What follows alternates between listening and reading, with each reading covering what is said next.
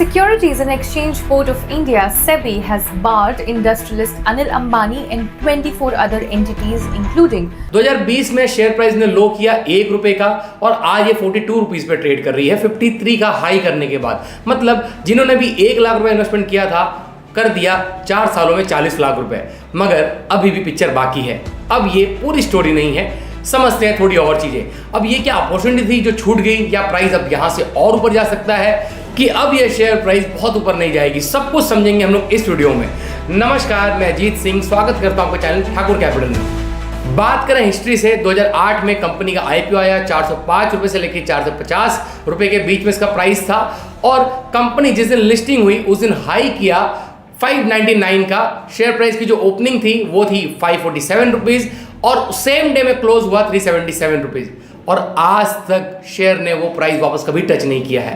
मतलब हम लोग ये देख सकते हैं कि आर पावर में 2008 में जिन्होंने भी 400 रुपए में इन्वेस्टमेंट किया था, आज उसकी वैल्यू सिर्फ 40 रुपए है। मतलब इतने बड़े ड्यूरेशन में भी इन्वेस्टर ने कुछ भी नहीं कमाया है।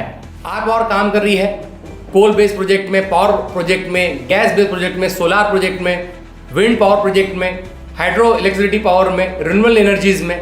अब जो कोल बेस्ड प्रोजेक्ट है देखें तो मध्य प्रदेश, महाराष्ट्र, यहाँ पे कंपनी की सर्विसेज हैं। मतलब ये अभी भी शट डाउन है, वर्किंग प्रोग्रेस है, काम नहीं चल रहा है यहाँ।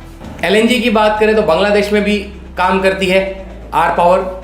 सोलार पावर की बात करें तो राजस्थान में भी काम करती है, विंड एनर्जी में भी काम करती है। आप अपने स्क्रीन पे देख सकते हैं कहाँ कहाँ कंपनी के लोकेशन से और कहाँ कहाँ कंपनी काम करती है। और अधिकतर ज़्यादा करके कंपनी की जो वहाँ पे प्रोडक्शन है वो शट डाउन है, वर्किंग प्रोग्रेस है, कोई बहुत बड़ा वहाँ से रेवेन्यू जनरेट नहीं हो रहा है।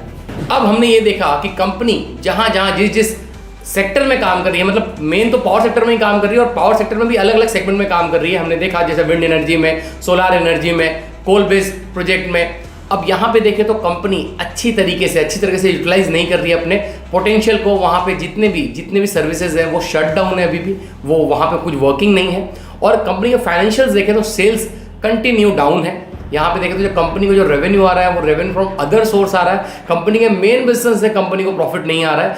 कंपनी में जो डेब्ट था कंपनी जरूर उससे कम किया है, मगर वो अपने बिजनेस से कम नहीं किया है, अपने एसेट्स बेच के कम किए हैं या कुछ ना कुछ और अदर सोर्सेज से किए हैं।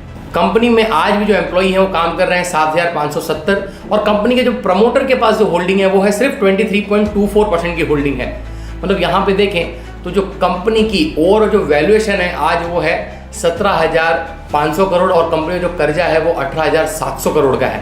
कंपनी ने लास्ट 5 सालों में 30,000 करोड़ का जो कर्जा था कंपनी में उसको आज 18,000 करोड़ पे लेके आए हैं। वो उन्होंने कर्जा अपना कम किया है। अनिल अंबानी जी का रिसेंटली नाम आया रिलायंस हाउसिंग फाइनेंस लिमिटेड के फ्रॉड में, 9,000 करोड़ के फ्रॉड में। यहाँ पे देखें तो 5 साल के लिए सेबी ने बैन किया अनिल अंबानी को और 25 करोड़ की पेनल्टी भी लगाई। अगर इतने बड़े जो कंपनी के प्रमोटर है, अगर उनका नाम कोई फ्रॉड में आता है तो जो इन्वेस्टर है उनका कॉन्फिडेंस लूज होता है। और मैं कभी भी ऐसे कंपनी में पैसा नहीं लगाऊंगा कि जहाँ पे कंपनी की जितनी भी सेगमेंट है वो भी काम नहीं कर रहे हैं, वो बंद है और कंपनी को जो इनकम है वो अदर सोर्स से आ रहा है, उनके मेन बिजनेस से नहीं आ रहा। और कंपनी के जो प्रमोटर हैं कहीं ना कहीं उनका नाम एक बहुत बड़े फ्रॉड में है और कंपनी की जो प्रमोटर होल्डिंग है वो भी, प्रमोटर की होल्डिंग भी कंपनी में बहुत कम है। कंपनी का जो सेल्स है वो भी अच्छा नहीं चल रहा है। तो ये मेरे लिए एक थ्रेट की तरह है। अगर यहाँ से भी शेयर प्राइस ऊपर जाती है फिर भी उसका पार्ट नहीं बनना चाहूँगा। क्यों? क्योंकि यहाँ से शेयर प्राइस कब डाउन साइड में आ जाए ये बिल्कुल भी पता नहीं। और कंपनी के जो वर्किंग है स्टॉक मार्केट में वो कभी अपर सर्किट और कभी डाउन सर्किट में है। तो यहाँ पे देखें तो अगर कभी डाउन सर्किट करता है, लोअर सर्किट करता है तो जो मेरा इन्वेस्टमेंट है वो भी मैं रिलीज नहीं कर पाऊंगा, क्योंकि सेल बायर ही नहीं होंगे, मैं सेल कर ही नहीं पाऊंगा। तो मैं अवॉइड करूंगा आर पावर जैसी कंपनी में इन्वेस्टमेंट करने से। और भी बाकी बहुत सी कंपनीज हैं जो अच्छा काम कर रही हैं और मैं उसमें इन्वेस्टमेंट अपॉर्चुनिटी देख सकता हूँ। जरूर इस वीडियो को अपने फ्रेंड और लोगों के साथ शेयर करें कि वैल्यूबल नॉलेज उन तक भी पहुँच सके। नमस्कार, धन्यवाद।